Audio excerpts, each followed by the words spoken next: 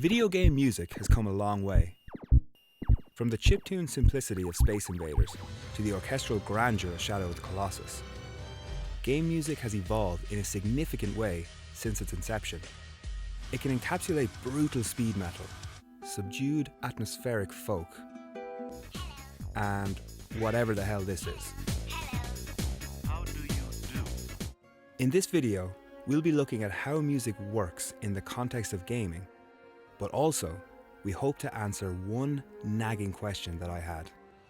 Why don't we get sick of hearing it over and over again?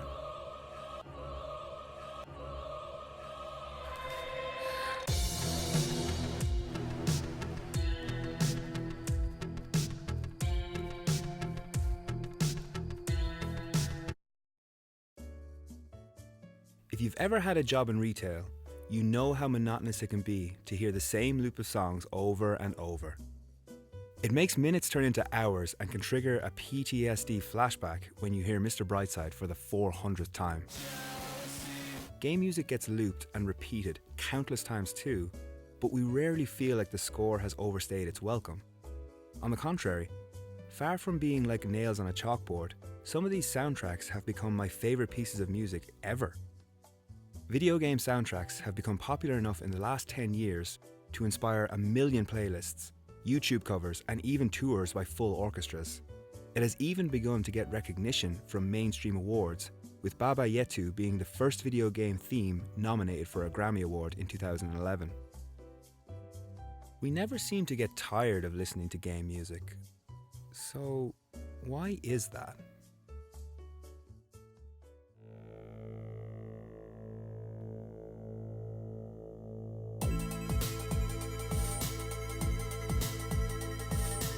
The most obvious answer is, it's just good shit.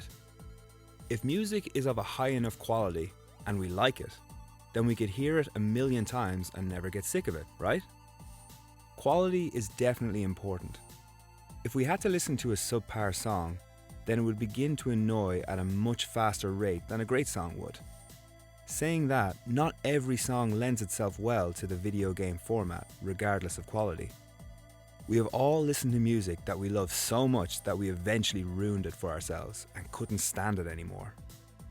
Take Origin of Symmetry by Muse, for example. It used to sound like future spaceman music. Now it sounds like Radiohead wanted their mom to buy them a Hot Topic choker. The way video game scores are written lend themselves to the repetition that is inherent to the medium. To start, most scores are written in a specific way that allows them to be looped without it becoming immediately apparent to the listener. This can be achieved in several ways.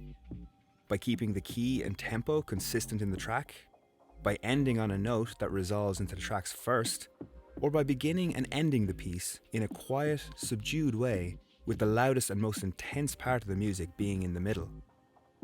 This allows the song to gently fade from the end of one play to the beginning of another without an abrupt change in volume or tone.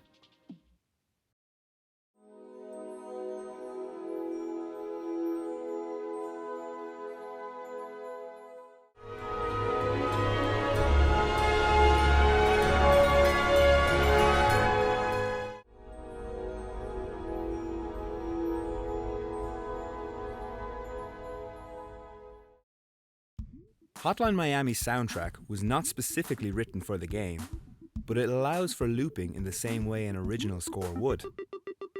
The tracks never change tempo from beginning to end, and sometimes they have an identical intro and outro, so it seems like one long continuous song to the player. Just listen to the intro and outro of Inner Animal from the first game's soundtrack.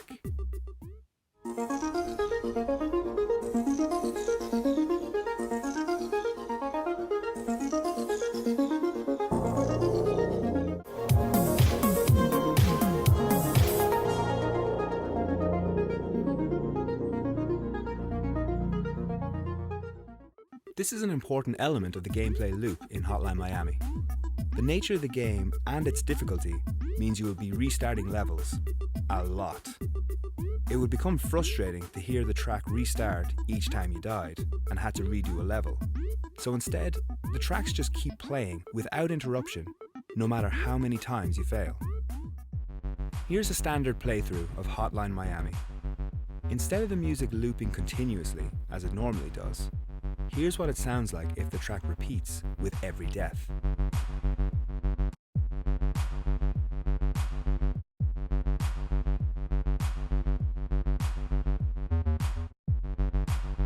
It's regressive, irritating, and breaks immersion. Now, compared to a normal playthrough,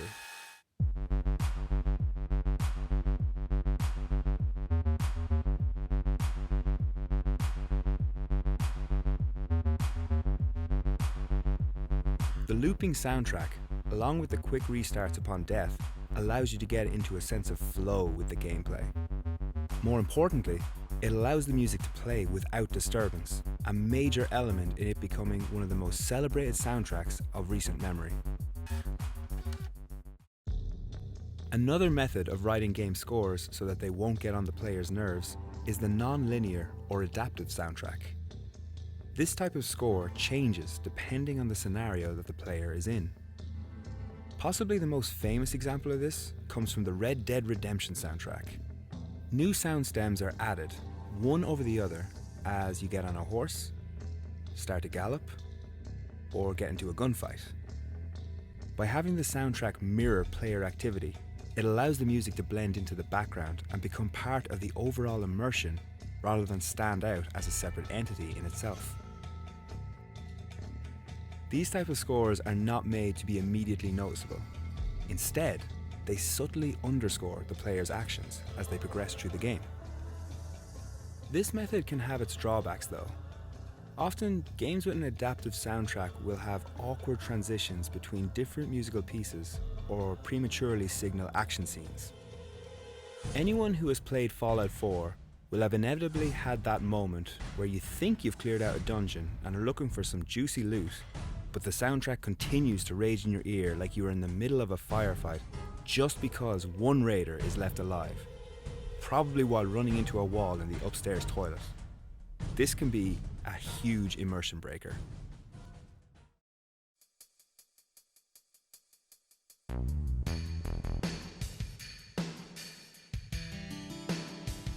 Repetition is an important part of all music. Rhythm is established through repeating notes or beats within a particular time frame. Motifs are the repetition of melodies or phrases across the length of a piece. These motifs usually represent a character or area in the game, such as Robo's theme in Chrono Trigger, which is in no way affiliated with Rick Astley.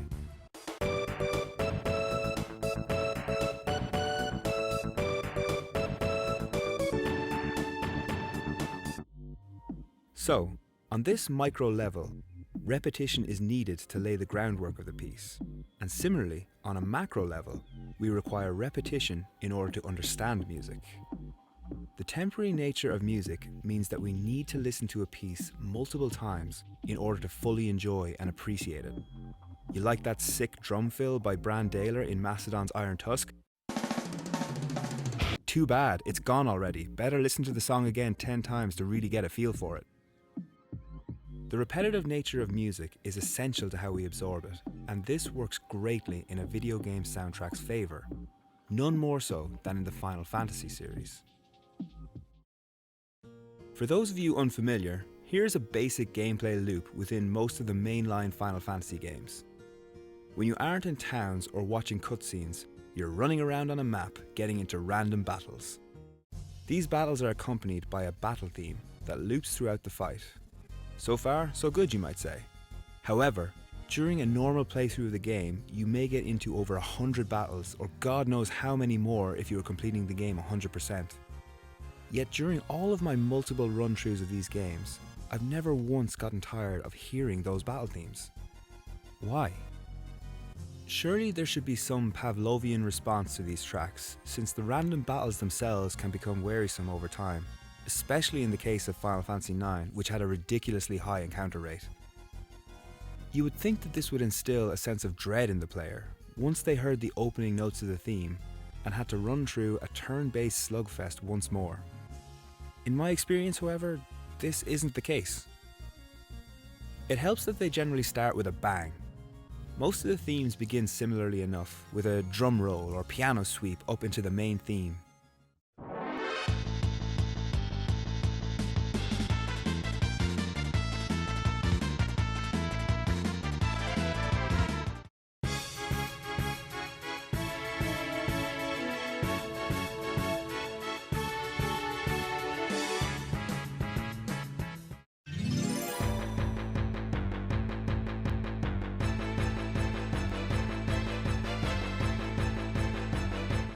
The explosive beginning contributes towards the feeling of excitement a battle should instill in the player, and gears them up for a deadly encounter. The tracks all have a higher tempo than the rest of the soundtrack, which should keep the energy up for the duration of the battle. With battles lasting between 30 seconds and 5 minutes, the tracks normally don't outstay their welcome. The longer battles are usually against bosses, and these often have a unique theme. This adds excitement to the battle and also helps you not to get sick of the main battle theme. The battle themes also don't take very long to get to the hook or main melody, with it usually arriving within the first 4 bars of the piece. This was a flaw of Final Fantasy XIII's theme, in that it took too long to get to that sexy violin hook, the best part of that piece. As a result, the battles in Final Fantasy XIII had a somewhat casual feel to them, a drawback that was also compounded by the linear nature of most of the game. A final thing to note about these themes is that they never contain a lead vocal. Some may have choir or other ambient vocal sounds, but they never have a human voice as lead instrument. We as humans have an increased auditory sensitivity to the frequency range that the human voice occupies. Thus, a singing voice will stand out more in a score than any of the other instrumentation.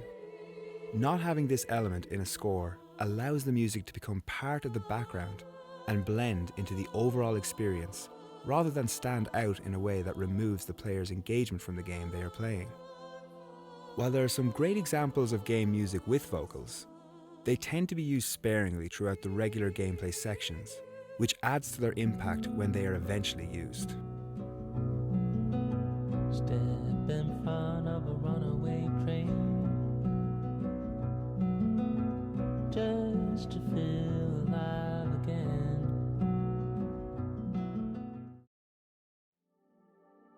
Video game scores are a fundamental part of the player's experience. The way that composers and musicians have tailored their scores to the medium shows the crucial difference between composition for games and those for films. Film scores can be tailor-made to a particular action scene or monologue, but game music has to be a little more flexible. The cyclical nature of video games means that the music does not only have to engender an atmosphere or raise your pulse, but crucially, it also has to do it without getting on our nerves. In order for a game's soundtrack to be truly successful, it has to be subtle enough so that it doesn't intrude on the player's experience, but also memorable in a way that only the best music is. It's a testament to the level of quality in recording and the talent in writing these scores that video game music is as popular as it is today. To be honest, it's a surprise that game music doesn't irritate us more. Well, most of the time anyway. I wanna fly high so I can reach the highest of all the heavens. Somebody will be waiting for me, so I have gotta fly higher. Gotta keep going, everything is a brand new challenge for me.